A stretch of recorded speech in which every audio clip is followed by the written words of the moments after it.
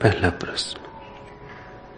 भगवान, जीवित सद्गुरु के पास होना इतना खतरनाक क्यों है? सब कुछ दांव पर लगाकर आपके बुद्ध ऊर्जा क्षेत्र में डूबने के लिए इतने कम लोग क्यों आ पाते हैं, जबकि पलटू की तरह आपका आह्वान पूरे विश्व में गूंज उठा है। बहुरी न ऐसा दांव, नहीं फिर मानुस होना, क्या ताके तू ठाड़, हाथ से जाता सोना। भगवान अनुकंपा करें, बोध दें।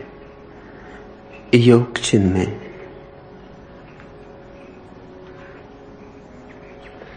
जीवन ही खतरनाक है,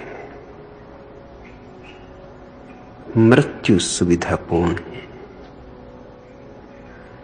मृत्यु से ज्यादा और आरामदायक कुछ भी नहीं।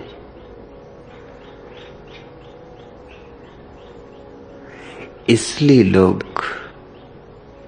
मृत्यु को वर्ण करते हैं, जीवन का निषेध। लोग ऐसे जीते हैं जिसमें कम से कम जीना पड़े, न्यूनतम,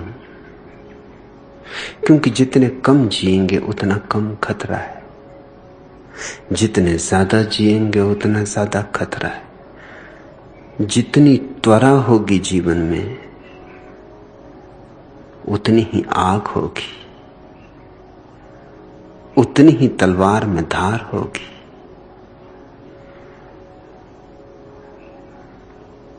जीवन को गहनता से जीना, समग्रता से जीना, पहाड़ों की ऊंचाइयों पर चलना है। ऊंचाइयों से कोई गिर सकता है, जो गिरने से डरते हैं वे समतल भूमि पर सरकते, चलते भी नहीं, घिसटते हैं।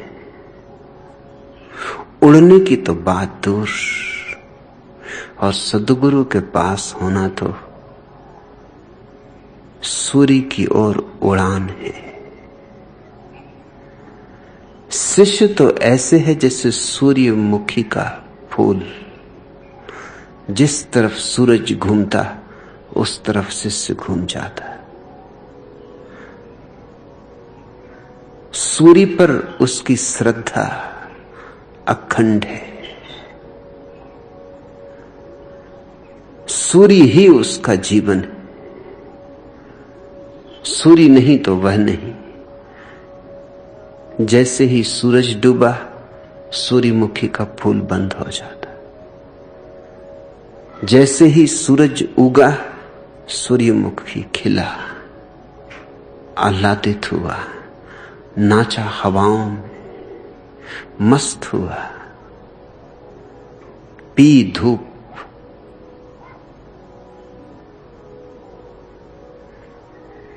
उसके जीवन में तत्क्षण नृत्य आ जाता है। फ्रेडरिक नीत्शे का प्रसिद्ध वचन है,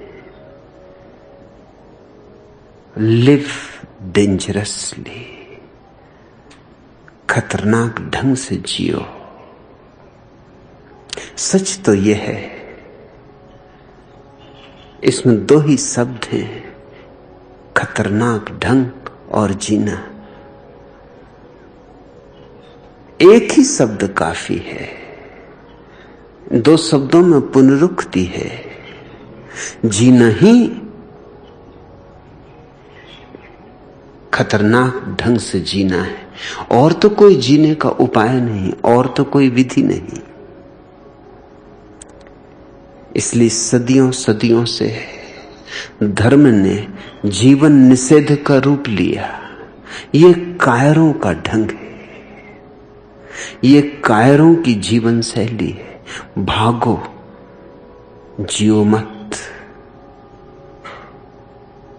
छिप रहो किसी दूर गुफा में, कहीं हिमालय में, जहां जीवन ना के बराबर होगा।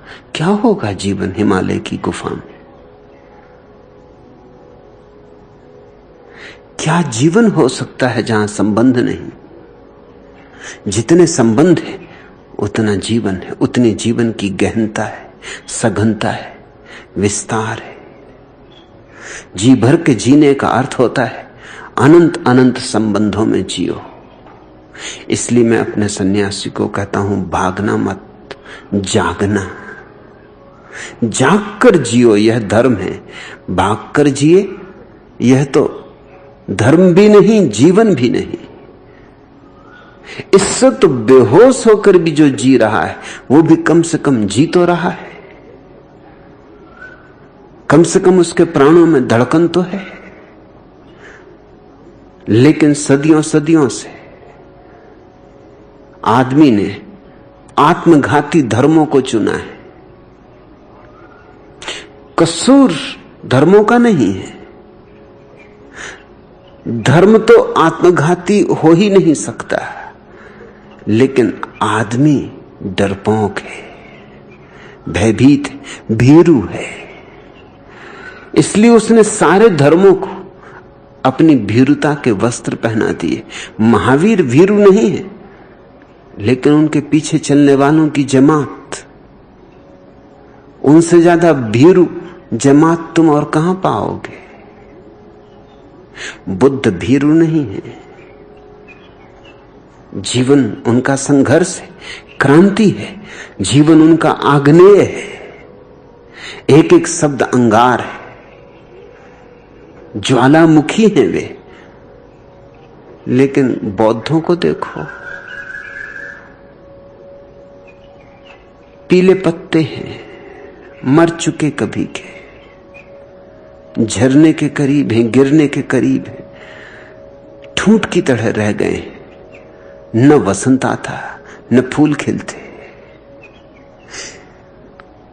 और जितना ही वसंत का आगमन असंभव हो जाता है, उनकी पुरानी धारणा पुष्ट होती कि जीवन में कुछ सार नहीं, अच्छे ही हुआ जो छोड़ दिया। ये तर्काभास है। तुमने छोड़ा इसलिए जीवन में कोई सार नहीं मिल रहा है। जीते तो सार पाते, सार, सत्य, भगवत्ता सब पाते। जीवन का खजाना अकूत है, उसकी गहराई अथाह है। अगर कहीं कोई ईश्वर है तो वो जीवन में व्याप्त है, रोए रोए में, कण कण में वही प्रतिध्वनित है। बाहर वह, भीतर वह, दसों दिशाओं में वह। लेकिन कमजोर आदमी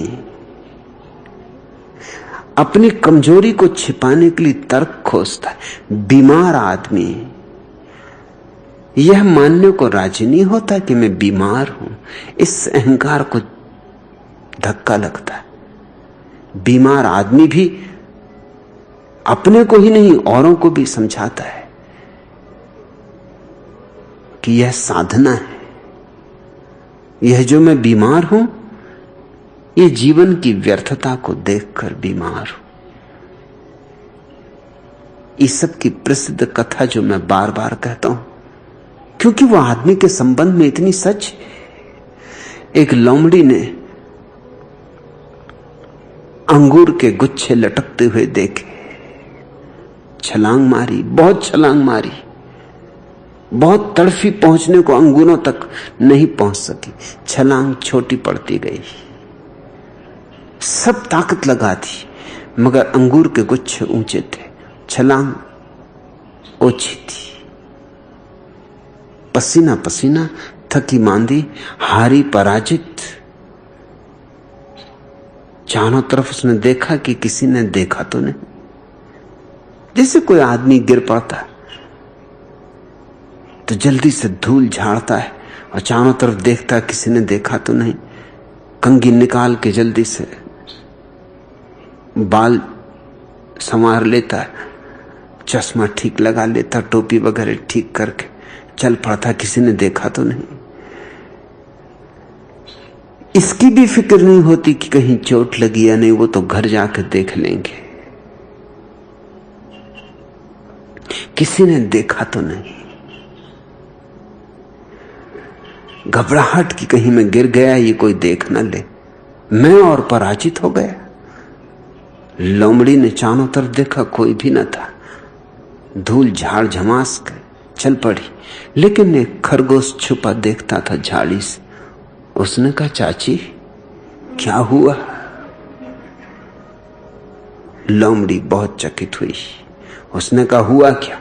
कुछ भी नहीं हुआ, अंगूर खट्टे अभी पके नहीं। जब छलांग लगा के पास पहुंची तो देखा कच्चे, अभी तोड़ने योग्य नहीं, थोड़े पक जाएं फिर तोड़ेंगे। ईसप की ये छोटी छोटी कथाएं आदमी के संबंध में है। लोमड़ी यानी आदमी के भीतर छिपी हुई चालाकी, बेईमानी, पाखंड, जो भाग जाते हैं जीवन से,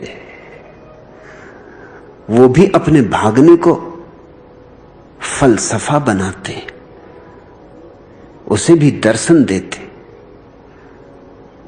उसे भी सुंदर शास्त्रीय शब्दों में ढांकते। वो ये नहीं कहते कि हम भगोड़े, वो कहते हम सन्यासी हैं, हमने जीवन का त्याग किया। रामकृष्ण के पास एक आदमी आता था जो हर उत्सव पर, धार्मिक समारोह पर अवसर ही नहीं चूकता था। पूर्णिमा आ गई, कभी एकादशी आ गई, कभी कुछ उत्सव, हिंदुओं के उत्सवों की तो कोई कमी ही नहीं है। कोई भी बहाना मिल जाए, बकरे कटते थे उसके घर। धर्म का दिन आ गया तो बलि देनी होगी। काली का भक्त था। फिर एक दिन रामकृष्ण को पता चला कि अब उसने धार्मिक उत्सव वगैरह मनाना बंद कर दिए, अब बकरे नहीं कटते। क्या हुआ? क्या भक्ति छोड़ दी? बुलाया उसे और क्या हुआ उससे पूछा बुढ़ापे में। अब मरते वक्त भक्ति छोड़ दी, अब बकरे वगैरह नहीं कटते। उसने कहा, आपसे क्या छिपाना, औरों को धोखा दे दूं, आपको कैसे धोखा दूं? इससे सद्गुरु के पास होने में डर लगता है। औरों को धोखा दे दोगे, सद्गुरु को कैसे दोगे? दोगे भी तो दे न पाओगे, उसकी पारदर्शी आंखें पकड़ ही लेंगी। तो उस आदमी ने कहा, सच बात आपसे कह दूं, औरों को तो मैंने कहा करे, इन सब वाह्य क्रिया कांडों में क्या रखा है। जवानी का अंधापन था, चलता रहा, अब प्रौढ़ हो गया, अब देख लिया सब करके, इसमें कुछ सार नहीं, असली बात भीतर। लेकिन अब आपसे कह दूं सच्ची बात कि मेरे दांत गिर गए, अब दांत ही ना रहे तो बकरे क्या काटना। मतलब यह हुआ कि दांत थे इसलिए बकरे कटते थे, धर्म तो बहाना था,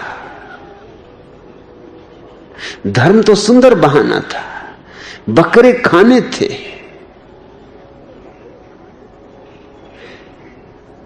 मुल्ला नसरुद्दीन की पत्नी ने एक दिन सुबह सुबह उससे कहा कि मियां कुछ याद है? अपनी शादी को हुए 25 वर्ष हो गए, कल 25वीं वर्षगांठ पड़ रही विवाह की, जोर शोर से मनाना है। जिस बकरे को हमने इतने दिन पाल पोस के तैयार किया है, हो इरादा तो कल कट जाए। नसरुद्दीन ने कहा, फजलू की अम्मा, शादी हमने की, बेचारे बकरे का क्या कसूर, उसको क्यों सजा देती हो? अरे काटना है तो मुझे काट, और यूं ही 25 साल में बचा क्या है, सब तो काट डाला है, और बकरे का क्या कसूर? और उसको काटना होगा तो बकरी जाने, तू क्यों पीछे पड़ी? बकरे ने अपना क्या बिगाड़ा? भूल थी तो अपनी थी, भोगी तो अपन भोगे।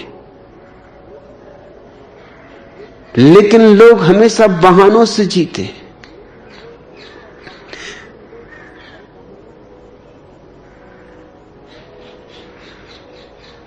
मनुष्य जाति की छाती पर जीवन निषेधात्मक धर्म हावी रहे, क्योंकि मनुष्य भीरू है, इतना भीरू कि बाबा तुलसीदास कहते हैं, भय बिन होए न प्रीत। इससे ज्यादा व्यर्थ की बात शायद ही किसी आदमी ने कभी कही हो। इससे ज्यादा दो कौड़ी की बात कहनी कठिन है। इतनी अवैज्ञानिक, इतनी निरर्थक, इतनी असंगत, खोजना भी चाहो कोई बात तो न खोज पाओगे। लेकिन लाखों लोग तुलसीदास के इस वचन को दोहराते हैं और मानते, सोचते हैं क्या गजब के मनोविज्ञान को खोजा है। भय बिन होए न प्रीत। और भय से कभी प्रीति हुई है? सोचा, विचारा, कभी दो घड़ी विमर्श किया, चिंतन किया, मनन किया, ध्यान किया? भय और प्रीति, इनके बीच क्या संबंध? जहर और अमृत के बीच क्या संबंध? ये तो यूं हुआ कि जैसे कोई कहे जहर के बिना अमृत नहीं होता, सींचो जहर तब अमृत होगा। ये तो यूं हुआ कि जैसे कोई कहे कि बो नीम के बीज, निबोलियां, और तब आम लगेंगे। भय और प्रेम बड़ी विपरीत अवस्था है। भय में आदमी सिकुड़ता है, संकुचित होता है, छोटा होता है। प्रेम में फैलता है, विस्तीर्ण होता है। याद रखना, ब्रह्म शब्द का अर्थ, ब्रह्म का अर्थ होता है जो फैलता ही चला जाए, फैलता ही चला जाए।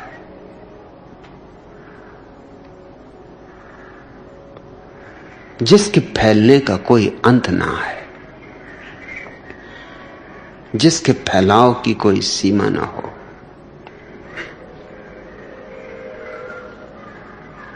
कितना ही पियो, चुका ना सको। कितना ही जानो, फिर भी जानने को शेष रह जाए। कभी ऐसा न कह सको कि सब जान लिया। स्वयं उसे खोजने में खो जाओगे, मगर उसे खोज न पाओगे। नहीं कि स्वाद न मिलेगा, भर जाओगे उससे लबालब, लेकिन वह बहुत है। हम गागर, वह सागर, हमसे ऊपर से बहेगा। ऐसा ही प्रेम है। प्रेम तुमसे बड़ा है। प्रेम परमात्मा का ही मानवीय रूपांतरण है। इसलिए जीसस ने ठीक कहा कि परमात्मा प्रेम है। जीसस के वचन में सार है। बाबा तुलसीदास के वचन में सिवाय असार के और कुछ भी नहीं। परमात्मा प्रेम है। और प्रेम कहीं भय हो सकता है? तुम खुद ही सोचो, अपने जीवन में सोचो। जिससे तुम भयभीत हो उसे तुम प्रेम कर सकते हो?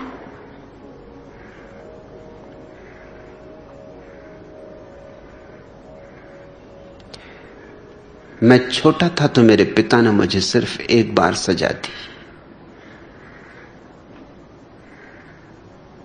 बहुत मुश्किल है ऐसा पिता पाना जो सिर्फ एक बार सजा दिया हो, एक चपत मुझे मारी, सिर्फ एक बार। मैंने उनसे कहा कि मारना आपको जितना हो आप मार सकते, लेकिन फिर एक बात ख्याल रखना कि मेरे आपके बीच प्रेम का रिश्ता न रह जाए। आप मुझे नहीं मार रहे, प्रेम को मार रहे। मैं कैसे प्रेम कर सकूंगा उस व्यक्ति को जो मुझे दुख दे रहा है, पीड़ा दे रहा है, परेशान कर रहा है? निश्चित ही मैं निर्भर हूं अभी आप पर, अपने पैरों पे अभी खड़ा भी नहीं हो सकता। तो आपकी जो मर्जी, मारेंगे तो भी ठीक है, सहना होगा, लेकिन मुझे नहीं मार रहे। ख्याल रखना, मेरे और आपके बीच जो प्रेम है उसे मार रहे।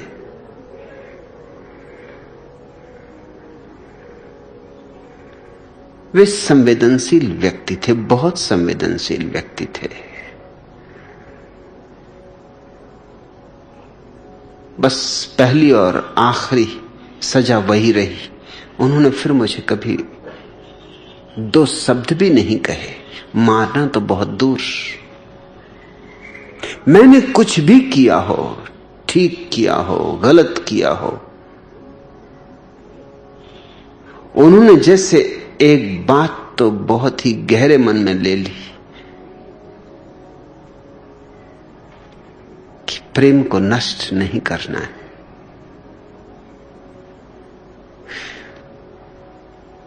मुझे पैसों की जरूरत पड़े तो कहीं मुझे चुराना ना पड़े। किस बच्चे को नहीं चुराना पड़ता? इस ख्याल से कि मुझे कभी चोरी ना करनी पड़े, वो एक डब्बे में पैसे रख देते थे कि मुझे जब चाहिए हो निकाल लूं, जितने चाहिए हो निकाल लूं, ताकि पूछना भी ना पड़े। क्योंकि पूछो तो भी अड़चन होती, किस लिए चाहिए, क्यों चाहिए, अभी कल ही तो लिए थे। मुझे पूछना ना पड़े, उन्हें पूछना ना पड़े, इसलिए पैसे रख देते थे। जब डब्बा खाली हो जाए तो भर देते। फिर उनके मेरे बीच प्रेम की एक गहराई बढ़ती चली गई। जिससे भी भय है उससे प्रेम नहीं हो सकता, उससे घृणा होती। इसलिए हर बच्चा बड़े होकर अपने माँ बाप से बदला लेता। जिम्मेवारी माँ बाप की है, बच्चे की नहीं। बदला लेगा ही। तुम जब ताकतवर थे और बच्चा कमजोर था तो तुमने उसे सताया, अच्छे अच्छे नामों से सताया, एक से एक तरकीबें ईजाद की सताने की, अपनी धारणाओं के आधार पर उसे सताया। और तुम्हारी धारणाएं सच हैं इसका तुम्हें आश्वासन। फिर जब बच्चा बड़ा हो जाएगा, उसके हाथ में ताकत आएगी, एक दिन चाक घूम जाएगा, तुम बूढ़े हो जाओगे, कमजोर हो जाओगे, तुमसे चलते ना बनेगा, उठते ना बनेगा, तब तुम्हें वो भी कचरे में फेंक देगा। तब मत रो, ये तुम अपने किए का फल भोग रहे हो। लोग भी खूब अजीब हैं, पिछले जन्मों की तो बातें करते हैं कि पिछले जन्मों के कर्मों के फल मिल रहे हैं, और इसी जन्म में जो उपद्रव करते रहते हैं उनका गणित बिठाते नहीं। पिछला जन्म था कि नहीं ये भी तुम्हें पता नहीं है, मगर ये जन्म तो साफ है। इसी जन्म में हिसाब जरा देखो। ईसाइयत ने 2000 साल तक मनुष्य को समझाया कि ईश्वर से डरो, क्योंकि ईसाइयत ईसा के आधार से नहीं बनी। ये तो बड़े अचंभे की बात है।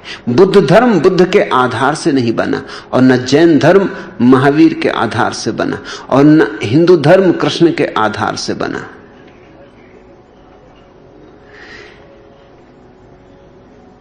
इस जगत में बहुत अचंभे हैं, लेकिन सबसे बड़ा अचंभा ये है। कबीरदास बहुत बार कहते हैं, एक अचंभा मैंने देखा, नदियां लग गई आग ही, कि नदी में आग लग गई, कि मछली चढ़ गई रूख, कि मछली वृक्ष पे चढ़ गई। मगर ये कुछ भी नहीं अचंभे। कबीरदास मुझे मिल जाए तो उनसे कहूं कि कबीरदास जी ये कोई अचंभे नहीं, नदी में आग लग सकती, इसमें क्या अड़चन, जरा पेट्रोल फेंक दो और लगा दो आग। अमेरिका की झीलों में आग लगती, अब बेचारे कबीरदास आ जाएं तो अपना वचन बदलना पड़े, क्योंकि अमेरिका की झीलों में इतना तेल हो गया है,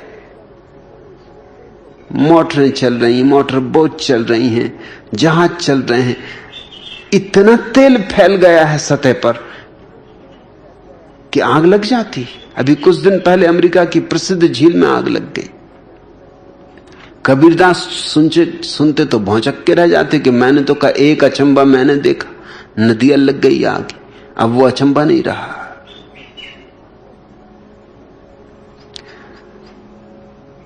लेकिन असली अचंभा यह है कि महावीर को मानने वाले महावीर के दुश्मन, बुद्ध को मानने वाले बुद्ध के दुश्मन, जीसस को मानने वाले जीसस के दुश्मन, कृष्ण को मानने वाले कृष्ण के दुश्मन, ये सबसे बड़ा अचंभा है। मानने वाले लगता है प्रेम करने वाले लोग होंगे, मगर कहीं कोई प्रेम नहीं, भय है, इसलिए घृणा है। ईसाइयों ने 2000 साल तक पश्चिम को समझाया कि ईश्वर से डरो। जीसस ने कहा था ईश्वर प्रेम है। जो प्रेम है उससे कहीं डरा जाता है? प्रेमी कहीं एक दूसरे से डरते हैं? पति पत्नी डरते हैं क्योंकि प्रेमी नहीं है। पति डरता है कि कहीं पत्नी को पता ना चल जाए। घर क्या आता है, रास्ते भर हिसाब लगाता आता है, क्या क्या जवाब देना, ये बाई क्या क्या पूछेगी, आज कहां रहे, कहां गए। और इससे बचना मुश्किल है क्योंकि वो निकाल ही लेगी कोई तरकीब, वो फांस ही लेगी किसी जाल में। सब बचाव का इंतजाम करके पति घर में प्रवेश करता, फौरन फंस जाता है, देर नहीं लगती। पत्नियां पतियों से डरी हुई हैं, बच्चे मां बाप से डरे हुए, मां बाप बच्चों से डरे हुए, शिक्षक बच्चों को डरा रहे हैं, बच्चे शिक्षकों को डरा रहे हैं, हर कोई को डरा रहा है। क्या समाज हमने बनाया है, भय पर खड़ा हुआ। 2000 साल में ईसाइयत ने ईसा से बिल्कुल उल्टी बात लोगों को समझाई। अंग्रेजी में शब्द है गॉड फियरिंग, हिंदी में भी हमारे पास शब्द है ईश्वर भीरू। कैसे बेहूदे शब्द। धार्मिक व्यक्ति को कहते हैं ईश्वर भीरू, गॉड फियरिंग। धार्मिक व्यक्ति को कहना चाहिए ईश्वर प्रेमी, गॉड लविंग। लेकिन 2000 साल तक जब बार बार यह कहा गया कि ईश्वर से डरो, वो तुम्हें सजा देगा, वो तुम्हें नरकों में सड़ाएगा, अगर उसकी बात नहीं मानी तो बहुत कष्ट पाओगे, ऐसे कष्ट पाओगे कि जिनकी कल्पना भी नहीं कर सकते। और दुनिया के दूसरे धर्मों ने तो सावधिक नरक की व्यवस्था की। एक अवधि है कि कुछ सालों तक नरक रहोगे, स्वाभाविक। कोई कितनी बड़ा जुर्म करे तो भी सजा की कोई सीमा होती, मगर ईसाइयों ने तो गजब कर दिया, अनंत काल तक नरक में रहना होगा। जुर्म क्या किए? और बड़ा मजा यह है कि हिंदू अनंत जीवनों में मानते, जैन और बौद्ध अनंत जीवनों में मानते। अनंत जीवनों में भी इतने पाप नहीं होते कि अनंत काल तक नरक में रहना पड़े। और ईसाइयत केवल एक जीवन में मानती, और एक ही जीवन में इतने पाप कर लोगे, गजब कर दिया कि अनंत काल तक नरक में रहना पड़े। कैसे कैसे पाप करोगे, क्या पाप करोगे आखिर? अगर 24 घंटे सतत पाप ही करते रहो, न सो, न खाओ, न पियो, दूसरा कोई काम ही ना करो, बस पाप ही पाप करो, तो भी 60-70 साल की जिंदगी में कितने पाप करोगे? अनंत काल की कोई सीमा नहीं है। अनंत काल तक कैसे सजा भोगोगे? बर्टन रसल ने किताब लिखी है why I am not a Christian, मैं ईसाई क्यों नहीं हूं। उसमें बहुत सी दलीलों में एक दलील यह दी है कि यह बात बेहूदी है, असंगत, अन्यायपूर्ण। एक जीवन, उसमें कितने पाप। रसल ने लिखा है कि मैं अगर अपने सारे पाप गिनती करता हूं जो मैंने किए, तो मुझे कोई कठोर से कठोर न्यायाधीश 4 साल की सजा दे सकता है। और अगर उन पापों को भी गिन लो जो मैंने किए नहीं, सिर्फ सोचे, हालांकि जो सोचे उनके लिए सजा देने का कोई सवाल नहीं। तुम भी सोच लेना, सजा देने की कोई बात नहीं। न मैंने किसी को कुछ किया, न तुम मुझे कुछ करो, या बहुत से बहुत चूंकि मैंने सोचे इसलिए सपने में मुझे जितने भी दुख स्वप्न दे देना हो दे देना। मगर रसल कहता है कि वो भी गिनती कर लो, चलो वो भी मत छोड़ो। तो जो मैंने किए और जो मैंने सोचे सब जोड़ लो, तो भी मुझे 8 साल से ज्यादा की कोई सजा नहीं दे सकता। और अनंत काल की सजा। तो उसने अपने ईसाई न होने के कारणों में एक कारण यह भी गिनाया है कि बात बेहूदी, असंगत है और सिर्फ धर्म के नाम पर सताए जाने का आयोजन है। लोगों को डरवाया जा रहा है, भयभीत किया जा रहा है और भय के आधार पर धर्म खड़ा किया जा रहा है। इसका अंतिम परिणाम हुआ कि एक दिन पश्चिम के बहुत बड़े मनीषी फ्रेडरिक नीत्शे ने कहा, ईश्वर मर चुका है, दफनाओ उसे और मुक्त हो जाओ। ये जो नीत्शे का वचन है, ये 2000 साल की ईसाईयत ने जो भय का आरोपण किया उसका परिणाम, उसका अनिवार्य परिणाम है, तर्कगत निष्कर्ष है। ऐसे ईश्वर को मार ही डालना होगा। ऐसे दुष्ट ईश्वर को बचाने की कोई जरूरत नहीं। पूजा की तो बात और इसकी हत्या कर दो, इसे दफना दो ताकि आदमी मुक्त तो हो जाए। और तुम कहते हो भय के बिना प्रीति नहीं होगी, भय के बिना नीति से नहीं होगा, ये पक्का है। भय के बिना घृणा नहीं होगी, ये पक्का है। भय के बिना ईश्वर को खत्म कर देने की आयोजना नहीं होगी, ये पक्का है। भय के बिना नास्तिकता नहीं होगी, ये पक्का है। लेकिन प्रीति नहीं होगी, ये बात तो निपथ मूढ़ता की है, एकदम मूढ़ता की।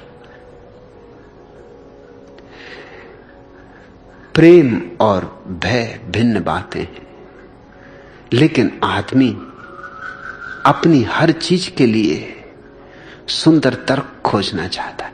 आदमी भीरू है, भयभीत है। वो इसी को कहता है कि यह प्रेम है, प्रार्थना है, पूजा है। तुम क्यों मंदिर में झुकते हो? प्रेम से। तुम कभी प्रेम से झुके हो? तुम क्यों मस्जिद जाते हो? प्रेम से। तुमने कभी प्रेम से भर के नमाज पढ़ी, प्रार्थना की? सब भय है, सब घबराहट है, कपे हुए हो। इसलिए जवान आदमी धार्मिक नहीं होता, क्योंकि जवान में जरा ताकत होती है, जूझने का बल होता है। जैसे जैसे बूढ़ा होने लगता है वैसे वैसे धार्मिक होने लगता है। सब बूढ़े धीरे धीरे धार्मिक हो जाते, कारण भय बढ़ने लगा, और भय हमारा धर्म है। जीवन को जीने की हिम्मत जिनमें नहीं है, इन भगोड़ों ने, इन कायरों ने धर्म के ऊपर बड़ा अत्याचार किया है। इन्होंने धर्म को परिभाषा दे दी, व्याख्या दे दी। ये रुग्ण चित्त लोग, ये विक्षिप्त लोग, ये मुर्दा लोग धर्म पर हावी हो गए। इनकी लाशों की सड़ांध धर्म को भी सड़ा गई। इसलिए जीवित सद्गुरु के पास होना हमेशा खतरनाक है। उसके पास होने का अर्थ है जीवन के पास होना। उसके पास होने का अर्थ है आग के पास होना। जलने की तैयारी चाहिए, मिटने की हिम्मत चाहिए, शून्य होने का साहस चाहिए, अहंकार को राख कर देने की चुनौती जो स्वीकार कर सकता है वही केवल जीवित सद्गुरु के पास हो सकता है। इसलिए बुद्ध जब जिंदा होते हैं तो बहुत लोग उनके साथ नहीं होते, न जीसस के साथ होते, लेकिन जब मर जाते हैं तो बहुत लोग, करोड़ों लोग साथ हो जाते। मुर्दा गुरु में कोई अड़चन नहीं। लोग मृत्यु के पूजक हैं, जीवन के नहीं।